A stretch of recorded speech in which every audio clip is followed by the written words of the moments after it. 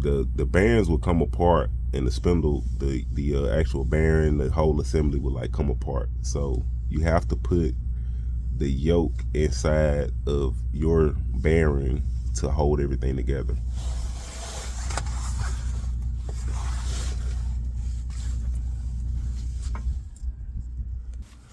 Now on my transmission, this is a short tail 350 with the one piece drive shaft. Now I don't know if these trucks come with a one piece drive shaft with the 4-wheel drive, if I'm not mistaken. I think the S10s might come with a 2-piece. But if you can see right there, if you can see that, that's my factory shift linkage. That's the factory shift linkage to the 4L60, the factory cable running to the factory steering column. So let me see if I can get a better picture. If you can see it, that's the factory linkage. I was shifting this transmission with my factory column shift. Now let me show you this. I was using the factory starter wire, the factory starter cable, and signal wire. Now this right here is my factory 4L60 neutral safety switch. I got it zip tied to the torsion bar. But you have to have, unless you take this room apart and you hot wire it or bypass it, I figured it was simpler to just plug up the neutral safety switch, put it in neutral, so I can crank the 350 from the ignition, use the factory wires, etc. I just got the 4L60 plug. That's the big plug, and that's the I think speed sensor. I just got those hanging.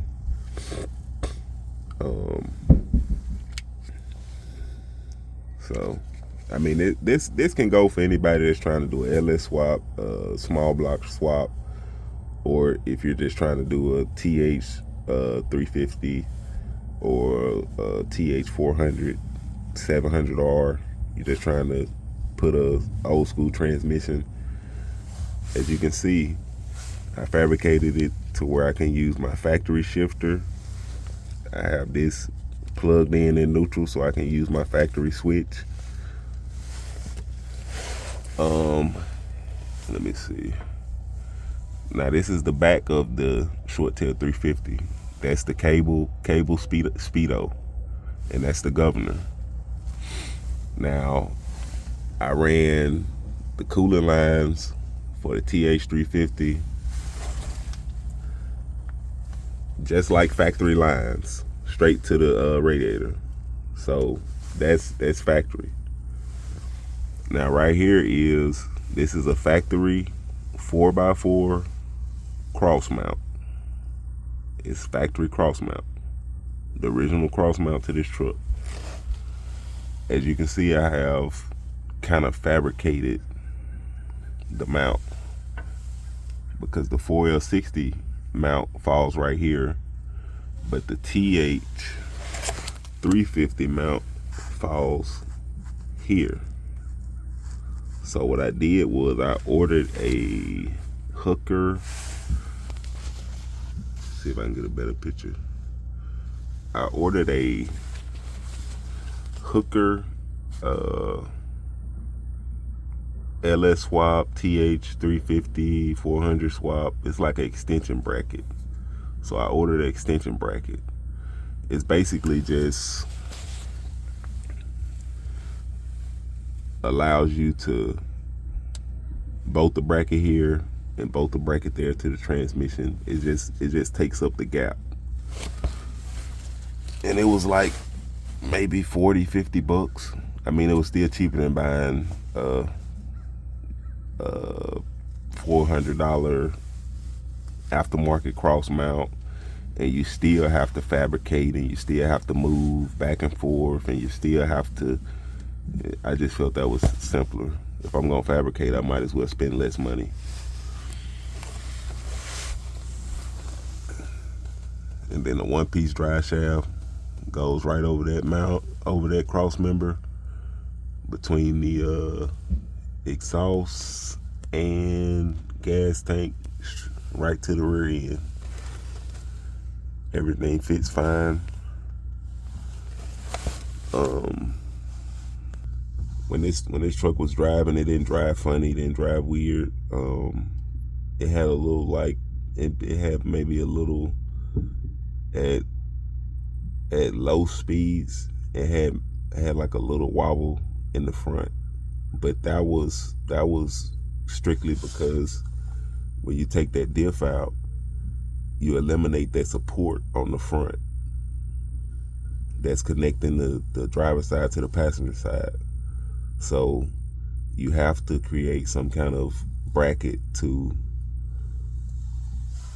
connect the driver's side and passenger side, so you still have that support, you still have that like sturdiness, that firmness in the steering and in the suspension. But I still feel like that's easier because with the two-wheel drive frames, you still have to cut and modify and fabricate. So I mean, I like to be different. That's just me. I like to be different. And on the plus side with this, if you go this route with the 4x4, you can always go all-wheel drive if you decide to. So if you decide to go turbo, full-blown, track, etc., you can always just go all-wheel drive. Or you can go back 4x4. So it's just a platform that worked for me.